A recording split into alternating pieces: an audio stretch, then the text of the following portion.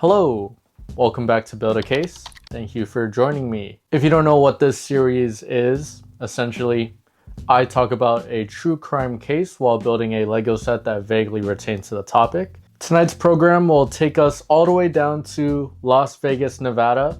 I say all the way down to, I don't know where you're from, but what's it called? Like the Golden City, I think? Something like that. We will be talking about the taking of Mary Vincent, who at the time of the story was 15 years old. Essentially, it's her story of resilience, luck, strength, and how even after everything she went through, she is still alive today. While we talk about this case, I will be building the Lucky Bamboo. This is a set I have been very excited to build. I do have a Build a Case episode with the Plum Blossom from the same line, same price, same sort of structure of plants. With that case, we talked about Colleen Stan and how she survived her multi-year imprisonment by the perpetrator of that case. This case is a lot shorter, but her story shows just as much resilience. I believe the Lucky Bamboo came out sometime around the end of 2024. It has 325 pieces and there we go. It was about $30.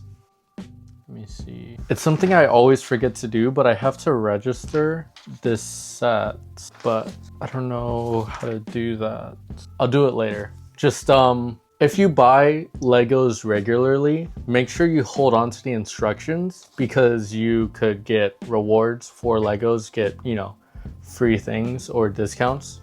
It's something I always forget to do, and I've done like a whole bunch of these episodes already, so be sure you do that. Anyway, today we have bag 1, bag 2, and that's it. Instructions are fairly cute. There's this little bamboo illustration along with, what is this? Just the little synopsis on what the Lucky Bamboo is, what it represents.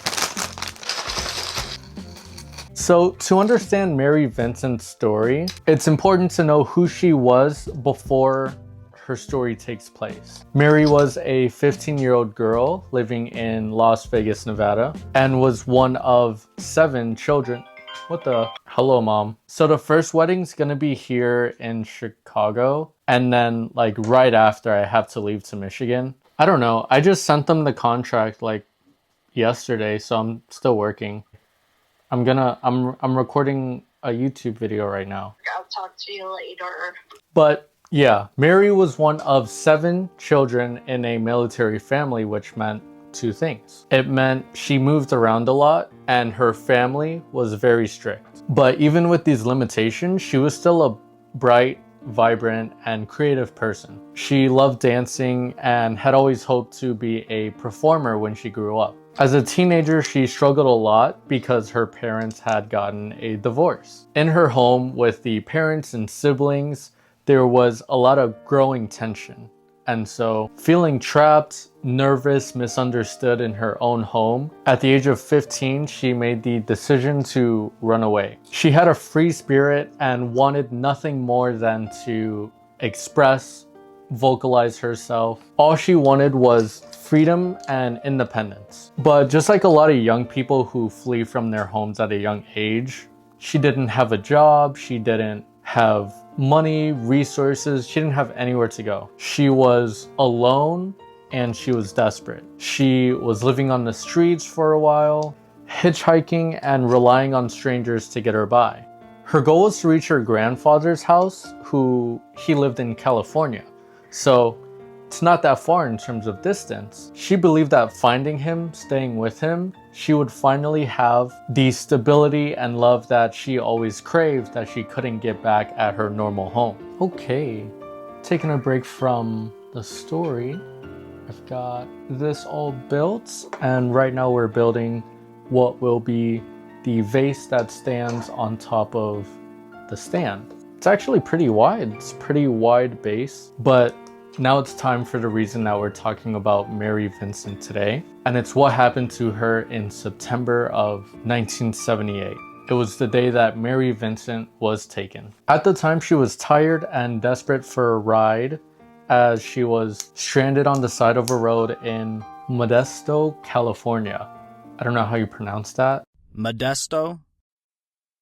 But it was at that time a blue van pulled beside her where a middle-aged man who went by Lawrence Singleton had picked her up. To Mary at the time, mind you, she was tired, she was desperate, hungry, stranded on the side of a road, so close to her goal.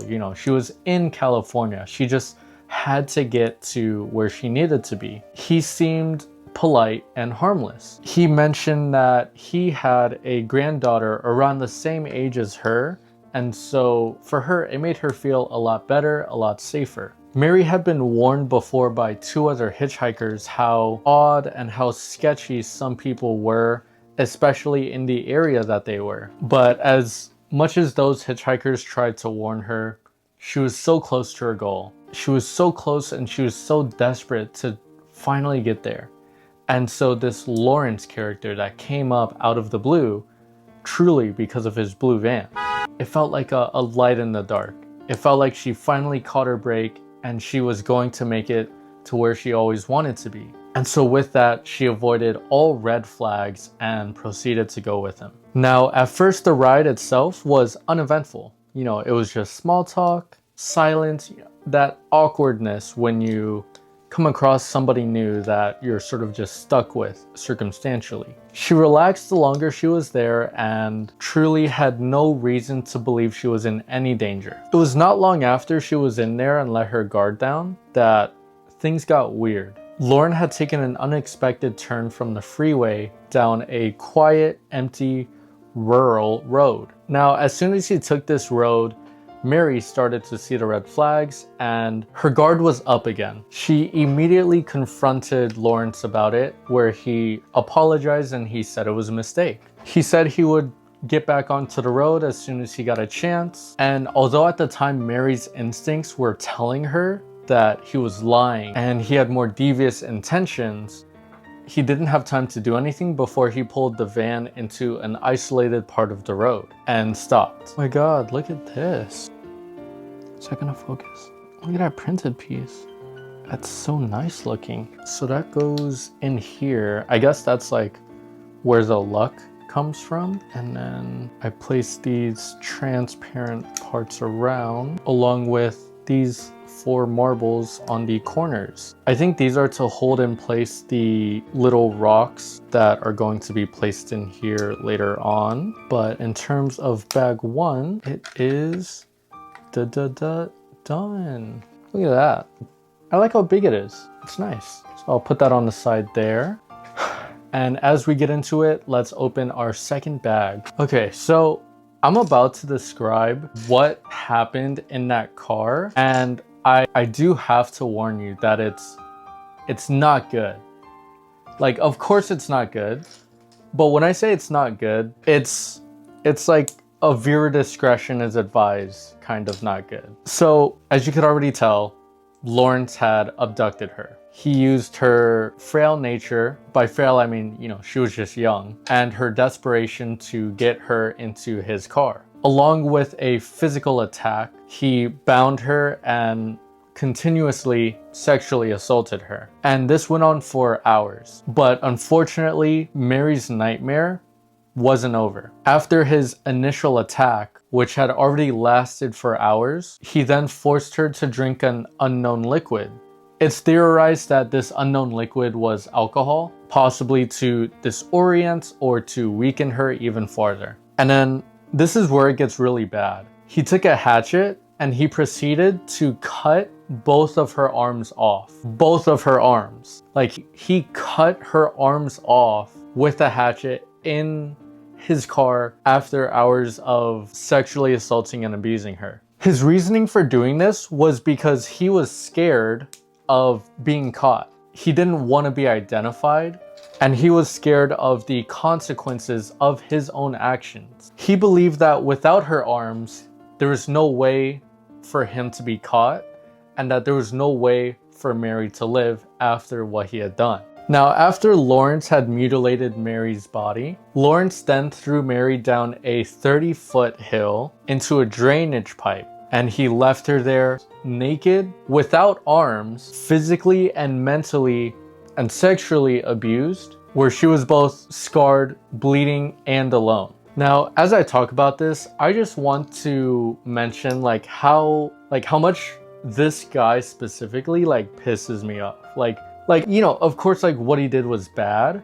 And there's a lot of bad people out there, and it's like if you're watching my content, you've probably heard a lot of bad stories. But a lot of these crime perpetrators, of course, there's something wrong with them. But like this guy specifically, there's a lot of people who have done and would do what he did. And that's not good, you know, that's not normal. Like a grown man preying upon younger people, not just women, boys to girls, just, you know, we have to protect the young. But there are just certain things about his story or things that he did that it's like, this guy's just scared. Like he's a big scared baby. Before he assaulted her, the first thing he did was bound her. He had to bind her because he knew that's a fight he wouldn't win against a 15-year-old girl. He had to use alcohol forcibly to disorient her. And with everything he did, he couldn't even kill her.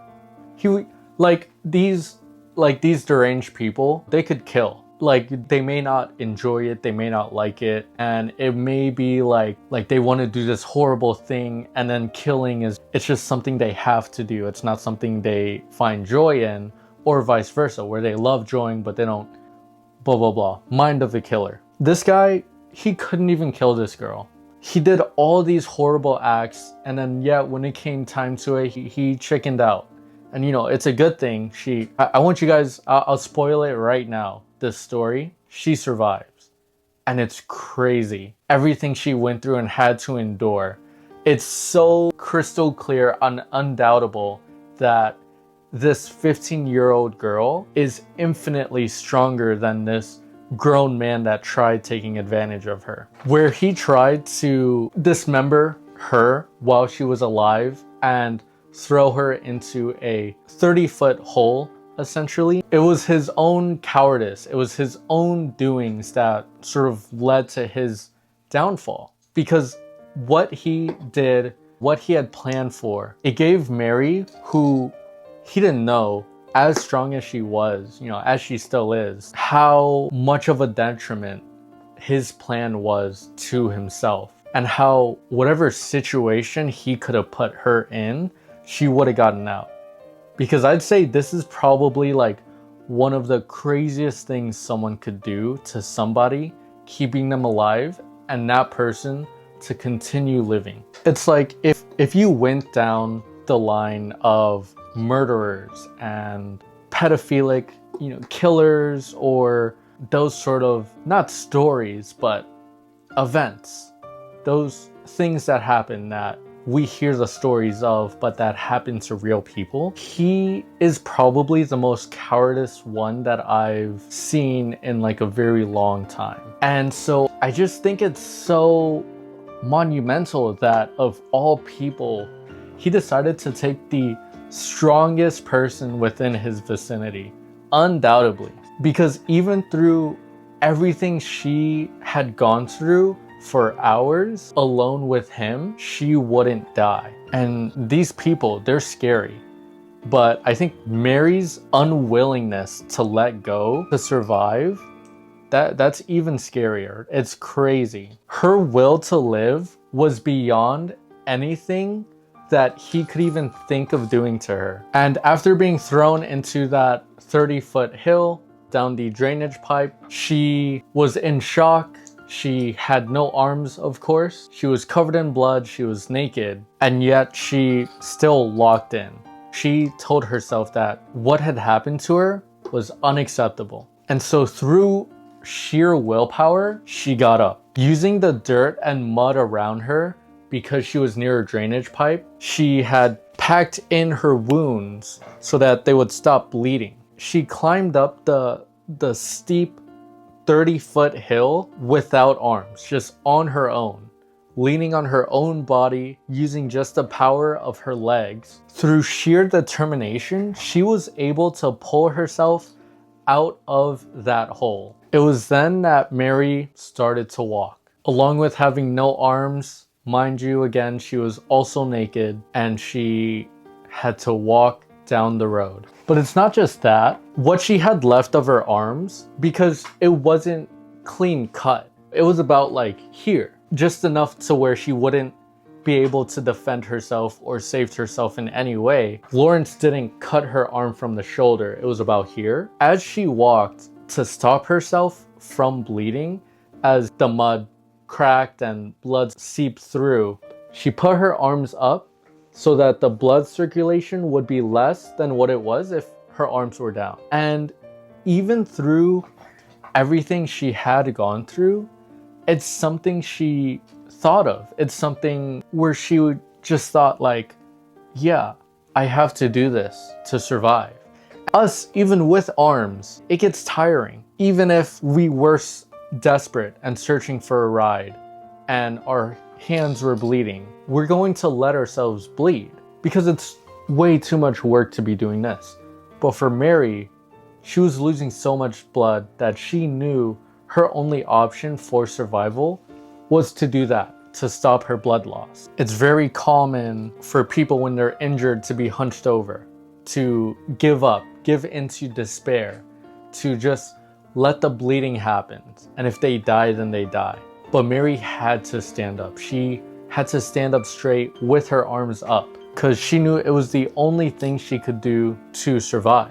Now, even with this, of course, she was still extremely weak. She was tired, and she used what little strength she did have left to just walk for as long as she could. Now, luckily for Mary, she was found. 2 men found her, normal men, who looked at her and without hesitation took her in and took her to the nearest hospital. And with that, her life was saved.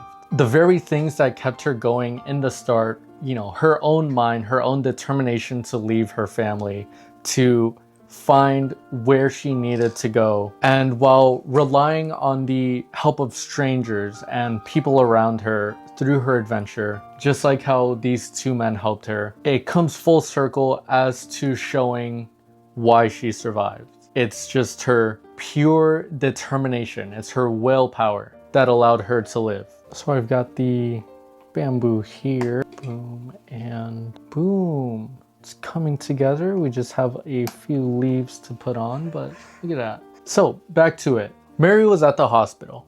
Boom, she survived. And of course, doctors were just shocked. They were bewildered at how resilient she was, because it's not just that as soon as she got to the hospital, she let go. You know, she felt relief, she felt safe.